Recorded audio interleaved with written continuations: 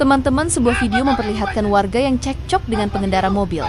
Pasalnya, pemobil tersebut nekat melawan arah di jalan sempit dan berujung ricuh. Ulah pemobil tersebut membuat arus lalu lintas terhenti dan menyebabkan kemacetan panjang. Emosi warga pun memuncak karena banyak pengguna jalan dirugikan, termasuk pekerja dan anak sekolah yang terlambat akibat kejadian ini. Mundur! Mundur! Cerita aja kau bisa kau lihat. Gila kau. Sudah rame bro, sudah rame bro. Apa? Apa artinya?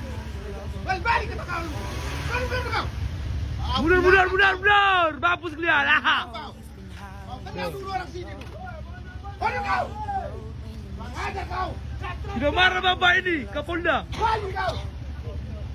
Siapa dengimu? Bagus itu Pak, bagus suara orang. Bagus kau. Kereta jangan bisa kau lewat. Balik kau. Kau buat banyak jalan kau buat